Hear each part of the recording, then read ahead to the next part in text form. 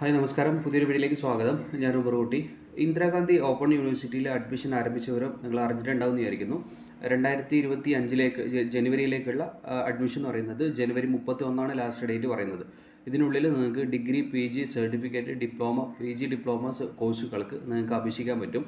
നിങ്ങൾ നാട്ടിൽ തന്നെ തൊട്ടടുത്തൊരു സെൻറ്ററിൽ തന്നെ നിങ്ങൾക്ക് എക്സാം എഴുതാനും പരീക്ഷ എഴുതാനൊക്കെ നിങ്ങൾക്ക് മറ്റ് കാര്യങ്ങളൊക്കെ ചെയ്യാനൊക്കെ നിങ്ങൾക്ക് സാധിക്കുന്നതാണ്. പക്ഷേ നിങ്ങൾക്ക് അധികം ആൾക്കും ഡൗട്ട് വരുന്ന കാര്യങ്ങളാണ്. ഒന്ന്, ഇഗ്നോയുടെ സ്റ്റഡി സെൻറ്ററും അതുപോലെ തന്നെ റീജിയണൽ സെൻറ്ററും. റീജിയണൽ സെൻറ്റർ എന്ന് പറയുന്നത് അതിൻ്റെ ഹെഡ് ഓഫീസായിട്ട് നമുക്ക് കണക്ക് കൂട്ടാം. കേരളത്തിലുള്ള 3 ഓഫീസുകളായിട്ട് നമുക്ക് കൊച്ചി, അതുപോലെ തന്നെ വടകര, അതുപോലെ തിരുവനന്തപുരം, ഈ 3 സ്ഥലത്താണ് ഉള്ളത്. ഇവിടെ നമുക്ക് എന്തെങ്കിലും ആവശ്യങ്ങൾ മാത്രം ഉണ്ടെങ്കിൽ മാത്രം പോയാൽ മതിയാവും.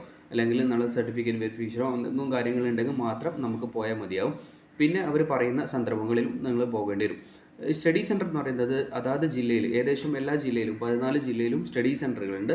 ഈ റീജിയണൽ സെൻറ്ററിൻ്റെ, ഈ പറയപ്പെട്ട 3 റീജിയണൽ സെൻറ്ററിൻ്റെ അണ്ടറിലാണ് ഈ പറഞ്ഞ സ്റ്റഡി സെൻറ്ററുകൾ പ്രവർത്തിക്കുന്നത്.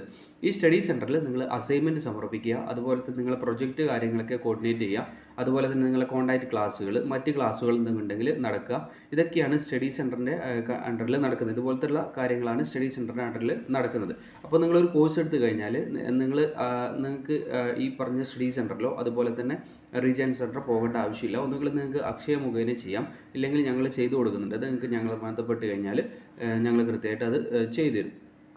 അതുപോലെ തന്നെ മറ്റൊരു കാര്യം പറയാനുള്ളത്, അഡ്മിഷൻ എടുക്കുന്ന സമയത്ത് ഈ പറഞ്ഞ സെൻറ്ററിലോ കാര്യങ്ങളോ നിങ്ങൾക്ക് പോകേണ്ട ആവശ്യമില്ല. നിങ്ങൾ അഡ്മിഷൻ എടുത്ത് കഴിഞ്ഞ് കഴിഞ്ഞാൽ നിങ്ങൾക്ക് ID കാർഡ് ഡൗൺലോഡ് ചെയ്യണം. അതിനുശേഷം നിങ്ങൾ പിന്നെ ഈ സ്റ്റഡി സെൻറ്ററിൽ നിങ്ങൾ എക്സാം എഴുതാനോ, അല്ലെങ്കിൽ നിങ്ങൾക്ക് എക്സാമിൻ്റെ ഒരു കാര്യം കൂടി പറയാനുള്ളതെന്ന് വെച്ചാൽ, പിന്നെ നിങ്ങൾക്ക് എക്സാമിന് അപ്ലൈ ചെയ്യുന്ന സമയത്ത് നിങ്ങൾക്ക് ഇന്ത്യയിൽ എവിടെയും എക്സാം എഴുതാനുള്ള ഓപ്ഷൻസ് ഉണ്ട് എന്നാണ്. നിങ്ങൾക്ക് അതാത് സ്റ്റഡി സെൻറ്ററിലോ മറ്റ് സെൻറ്ററിലോ നിങ്ങൾക്ക് പോകേണ്ട ആവശ്യമില്ല.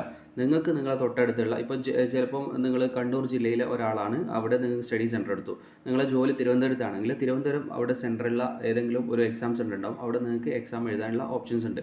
അവിടെ നിങ്ങൾക്ക് എക്സാം എഴുതാനും കഴിയും. അപ്പോൾ ഈ കാര്യങ്ങൾ നിങ്ങൾ കൃത്യമായിട്ട് ശ്രദ്ധിക്കുക.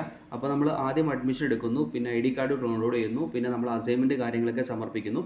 എക്സാം അപ്ലൈ ചെയ്യുന്ന സമയത്ത് നമുക്ക് ഇഷ്ടമുള്ള എക്സാം സെൻറ്റർ നമ്മൾ ചൂസ് ചെയ്യുന്നു. അവിടെ നമ്മൾ എക്സാം എഴുതുന്നു. നമ്മൾ ഹോൾ ടിക്കറ്റ്, ഈ പറഞ്ഞ ID കാർഡ്, മറ്റ് നമ്മൾ തിരിച്ചറിയ കാർഡ് എടുത്തിട്ട് എക്സാമിന് അപേക്ഷിക്കുന്നതാണ് സാധാരണത്തിൽ ഉണ്ടാകുന്നത്.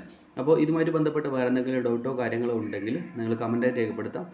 സമയത്തിനനുസരിച്ച് നിങ്ങൾ കമൻറ്റ് ക്ലിയറായിട്ട് പറഞ്ഞു തരുന്നതാണ്. അപ്പോൾ പുതിയ വീഡിയോയുമായിട്ട് വരുന്നത് വരെ ഗുഡ് ബൈ. ആദ്യമായിട്ട് വീഡിയോ കാണുന്നവരാണെങ്കിൽ ചാനൽ സബ്സ്ക്രൈബ് ചെയ്യാം.